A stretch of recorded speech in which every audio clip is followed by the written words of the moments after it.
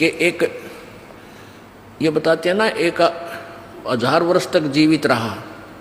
वो क्या करते थे, भक्ति करते रहते और अपने प्राणों को रोक कर रखते, समाधिस्थ रहते, 10वें द्वार पर श्वास रोक लेते हैं काफ़ी समय तक। तो इस प्रकार उनकी आयु बढ़ जाती है, लेकिन शरीर की नहीं बढ़ती। वो शरीर नष्ट होता दिखा, वो छोड़ दिया। वो क्या, कई कुछ ऐसे कबीले हैं जो जल प्रवाह कर देते हैं, अपनी कोई मृत्यु को प्राप्त हो जाता है बेटा या बेटी, तो वो क्या करते थे ऋषि, कोई युवा शरीर आ रहा होता है ऐसे बहता हुआ, तो उसमें प्रवेश कर जाते हैं।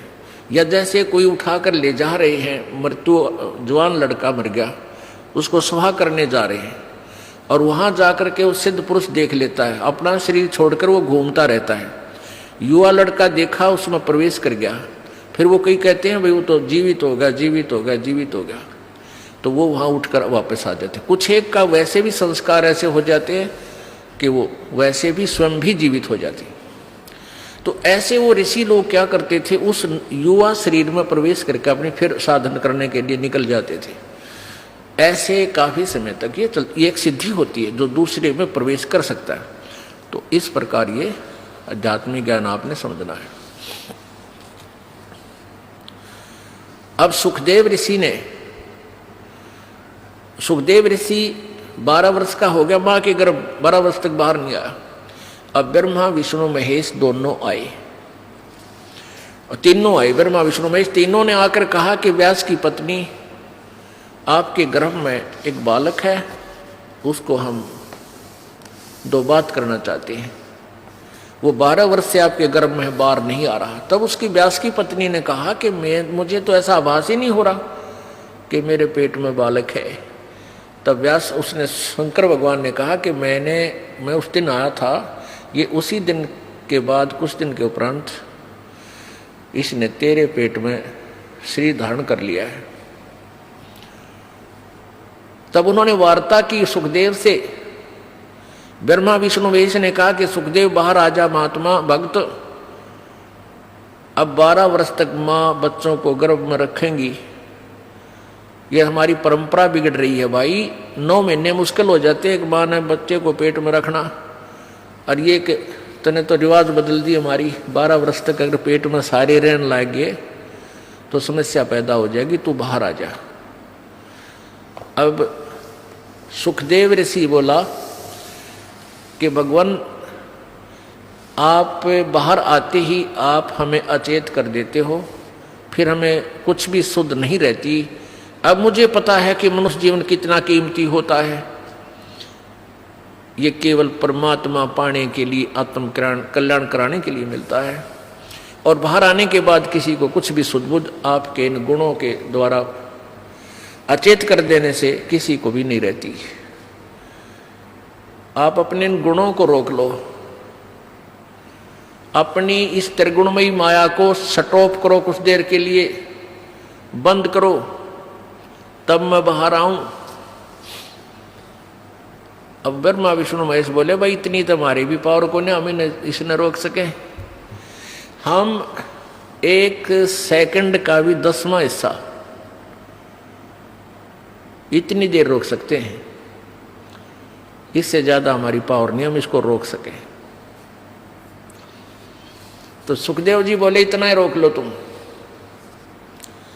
कहते हैं, तीनों देवा थम भी माया, और सुखदेव उधर से बाहर आया। तीनों देवताओं ने या त्रिगुणमयी अपनी माया एक कहते हैं कि तीनों देवा थम भी माया, और उधर गर्भ से बाहर आया।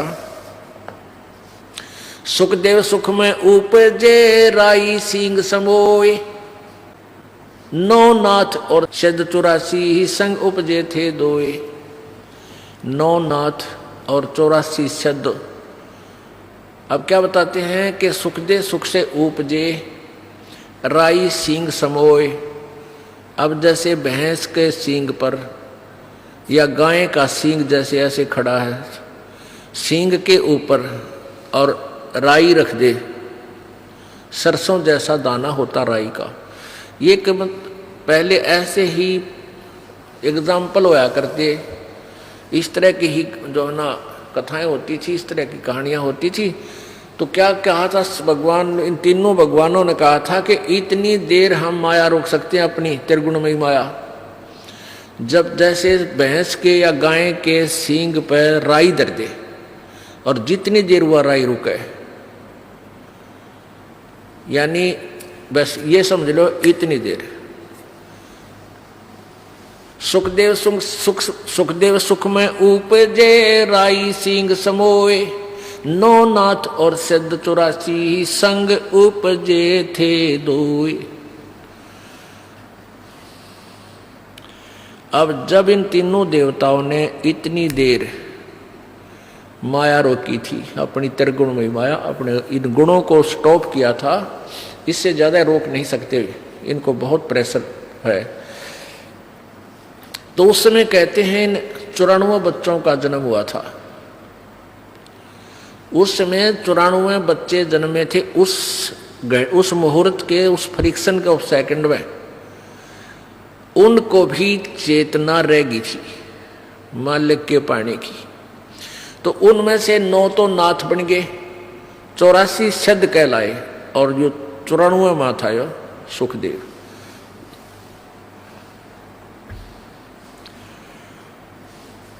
तो सुखदेव जी बाहर आए उठकर, अपनी कमर पर अपनी और नालियों की नो टांग के गेर के कंधे पर स्पीड खींच दी, चल पड़े। अब पुत्र के बारे में, पुत्र का मोह और पुत्र प्राप्ति बड़े सौभाग्य से मानी जाती है, जैसा कि इन लोक वेद वाले ने सबके घर ये इंजेक्शन ला रखा है और सभी पुत्र की इंतजार करते थे। तो 12 वर्ष बाट देखी, मतलब 12 वर्ष के बाद पुत्र आने वाला है। इस खुशी में व्यास जी फूला नहीं समावे, मेरा बेटा होगा, मेरा बेटा होगा। बेटा होया और बेटा उठ कर चल पड़ा। तो व्यास ने कहा, अरे पुत्र, ए पुत्र, अरे एक बार शकल तो दिखा दे निकम्मे, तू चाल पड़ा। तेरे लिए मैं 12 कितने दिनों से भटक रहा था, मैं हमारा पुत्र नहीं हुआ, क्या कोई बालक नहीं हो रहा था। तब पीछे से ही कहता है वो सुखदेव, एक लेवा एक देवा दूतम, कोई किसे का पिता नहीं पूतम, ऋण संबंध जुड़ा एक ठाठा, अंश में सब 12 बाटा।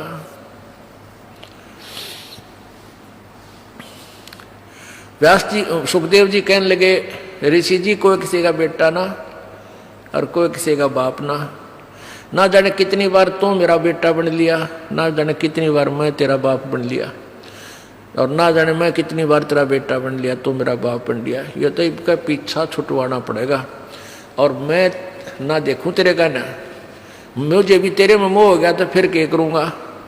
इसलिए ऐसे ही निकल गया, आकाश में उड़ गया थोड़ी दूर जाके। क्यों? व्यास तो पीछे पीछे चल रहा था, बेटा आ जा बेटा, एक बार। अब उसने आकाश में उड़ गया।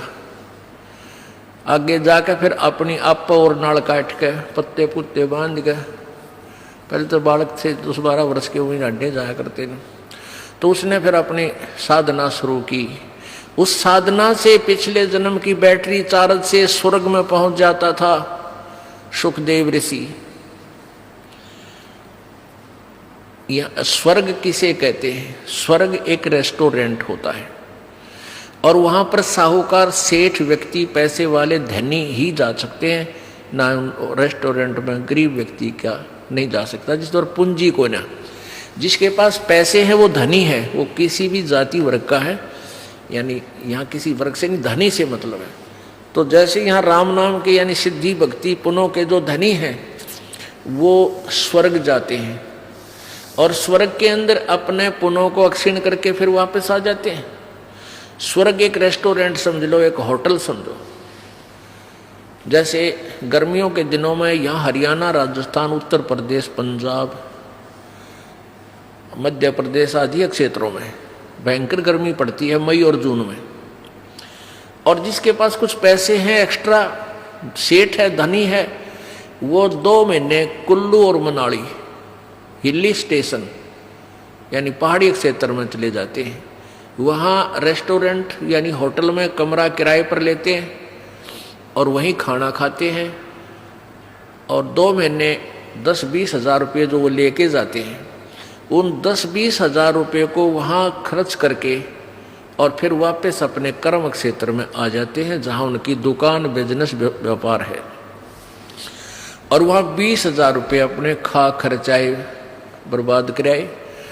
अब फिर नए सिरे से फिर माया जोड़ो, 20-30 हज़ार रुपये बच जावे तो फिर कुल्लू मनाली अगले वर्ष फिर गर्मियों में चले जाओ, और फिर जेब कटवा के फिर वापस आ जाओ।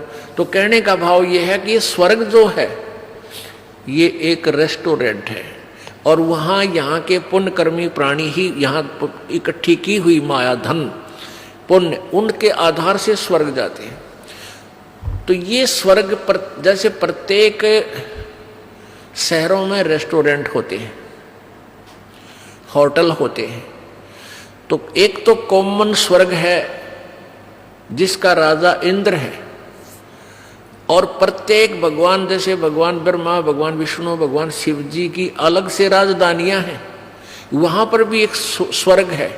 वो इस कॉमन स्वर्ग से भी अच्छा रेस्टोरेंट वहां अलग से है। सब जगह ऐसा उन्होंने अलग से अपना, जो इनके जैसे विष्णु जी के उपासक हैं वो विष्णु लोक में चले जाते हैं, वहाँ उनका रेस्टोरेंट बना रखा है, खाओ खर्चो मौज, यहाँ करो मौज। और फिर ऐसे विष्णु के उपासक विष्णु लोक में चले जाते हैं उनकी राजधानी में, तो वहाँ भी रेस्टोरेंट यानी स्वर्ग है। जो ब्रह्मा जी के उपासक ब्रह्मा के लोक में, देवी के उपासक देवी के उस रेस्टोरेंट में, स्वर्ग में चले जाते हैं, देवी धाम पर बने हुए उस रेस्टोरेंट यानी स्वर्ग में। तो ये सुखदेव ऋषि स्वर्ग में जाता था, सहशरीर चला जाता था, और वहां के व्यक्ति, वहां के जितने भी देव पुरुष थे वो उनकी बड़ा सत्कार करते थे, आदर करते थे कि भी बड़ा सिद्धि वाला व्यक्ति है, ऐसे इसे कलयुग में ना ऐसे समय में और उड़कर आ जाता है। एक दिन वो विष्णु जी के लोक में चला गया। कौन? सुखदेव। उसकी पिछले पनों की बैटरी चार्ज थी, पिछले पनों से उसके शरीर में वो सिद्धि शक्ति थी। एक सिद्धि आकाश से उड़ जाई, एक सिद्धि जल पैर न लाई, एक सिद्धि कुछ खावन पीवे, एक सिद्धि जो बहुजुग जीवे। इस तरह ये 24 सिद्धियां हैं। उनमें से एक आकाश में उड़ जाने वाली सिद्धि सुखदेव को प्राप्त हुई, और हल्दी की गांठ से पंसारी बन गया, महर्षि सिद्ध बन गया। अब वो विष्णु लोक में पहुंच गया, जो कारण अला अला वो वहां पहुंच गया। अब जो ही विष्णु लोक में वो पहुंचा तो वहां स्वर्ग में पहुंचा, उस रेस्टोरेंट यानी रेस्ट हाउस में, वो वीआईपी रेस्ट हाउस। वहां जाकर उसने पहरेदारों से, नौकरों से, पार्षदों से कहा कि मैं पृथ्वी लोक से आया हूं, सुखदेव ऋषि मेरा नाम है, और मैं स्वर्ग में जाना चाहता हूं। अब उनने वहां जो गेट कीपर थे, सेवादार थे, पहरेदार, पौलिया बोलते हैं, यानी जो डोडी में जो बैठे रहते हैं, उनसे जाकर कहा तो वो कहने लगे जी ठीक है, आओ ऋषि जी, आपके गुरुजी कौन है? अब वहां जाकर पता चला इनको, जैसे अगर मान ले को डुप्लीकेट गुरुजी भी होगा किसी का, उसको वापस भेज दिया जाएगा, और गुरु नहीं है तो भी। तो उसने वहां पूछा कि तुम्हारा आप जी का गुरुजी कौन है, फिर वो रजिस्टर में मिलाओगे वो मान्यता प्राप्त है कि नहीं है। सुखदेव ऋषि कहने लगा मेरा कोई गुरु नहीं है। पार्षद बोले ऋषि जी फिर आपको अंदर जाना अलाउड नहीं है। अब सुखदेव ऋषि कहने लगा क्यों भाई, ऐसी कौन सी बात है, गुरुजी बनाना क्या आवश्यक है, जब मैं बगैर गुरु बनाए ही यहाँ आ गया हूँ, गुरु बनाए हुए भी यहाँ आते हैं। तो बोले जी हमने तो इस बात का पता नहीं क्यों आवश्यक है क्यों नहीं, पर आदेश भगवान विष्णु जी का है कि जिसका गुरु नहीं है वो स्वर्ग में प्रवेश नहीं कर सकता, इस रेस्ट हाउस में नहीं जा सकता। सुखदेव बोला भाई मैं भी ये बैठ गया यहाँ पर, और कह दो भगवान ने मैं स्वर्ग में जाऊंगा। नहीं मेरी बात कराओ, तुम अपने घर से बना रखी तुमने ये बातें, या मेरी बात कराओ भगवान से। वो पर जो पहले वो नौकर थे, सेवक थे, दास थे, वो गए भगवान के पास के प्रभु एक सुखदेव नाम के ऋषि आए हैं, पृथ्वी लोक से, उनका कोई गुरु नहीं है और वो